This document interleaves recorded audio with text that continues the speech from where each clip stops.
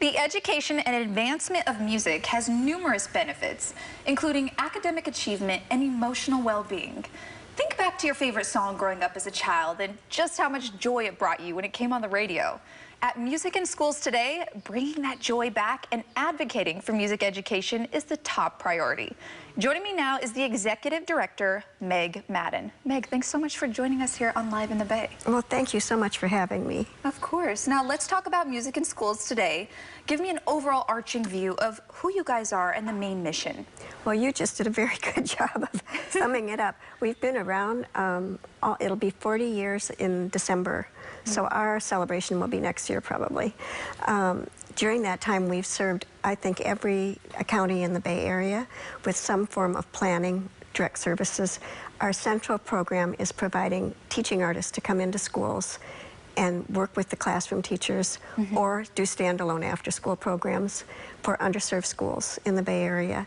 Pre-pandemic, we were serving about 3,000 kids a year, and we're just restoring those numbers, but I think we're going to be bigger than ever before by the end of the school year because the demand is so great. Yeah, I can totally understand that. Right, and our other programs that we have that are really important are training teachers and teaching artists.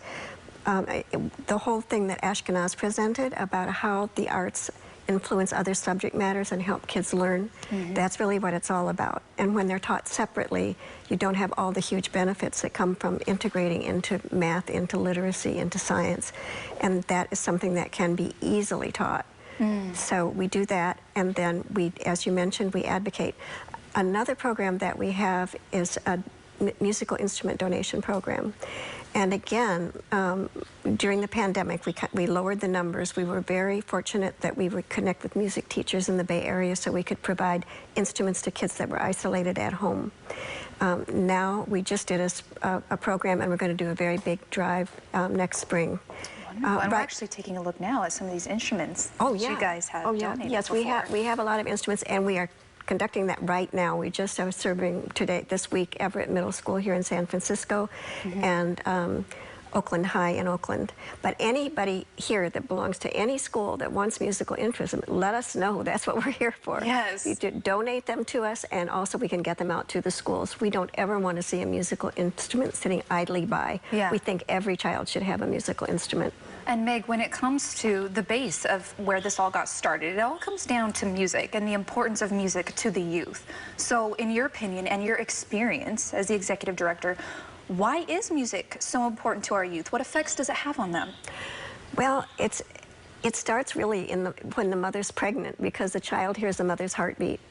And music is a separate intelligence that helps people do things like balance and walk and learn language. So it's really important to start as young as you can.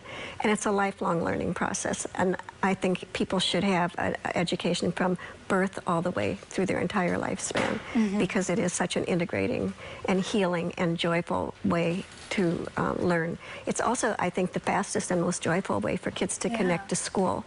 I think what we're experiencing now today with this storm, people are starting to almost have like flashbacks, like we just went through COVID, you know, and people are still anxious, and people in school are anxious, and the children are anxious. The schools are doing so much better, but they're playing catch up, and there's teacher burnout, there's incredible turnover, and kids, a lot of them just have to learn how to be in school and be with other children. They've been home, and this, you know, making music together, or theater arts or visual arts, which we do them all, they just are really healing, happy experiences. Well, Meg, when it comes to, I'm glad you mentioned parents, when it comes to parents, what are other ways that they can get involved and make sure that music is a critical part of their child's, you know, education? Well, I think that parents are the key to everything. And the best thing parents can do is get involved with their local school or their PTA. We were really fortunate that the people in the state of California understood the importance of arts and music education, and they passed Proposition 28. So next year, every school in the state is going to have money for arts education. And what we are offering now is free to as many schools as we can handle free training now, because the principals need to start doing a school plan now. And we want parents, whenever they're able and however they're able to participate, whether it's the Board of Education level or at the school level, just to participate. Let the schools know what you want for your child. Yeah, it's so important. Well, thank you so much, Meg, for joining us here on Live in Bay. We really appreciate it and all the things that, you know, the organization is doing for the youth when it comes to music. So thank you. Well, thank you. It's a total pleasure.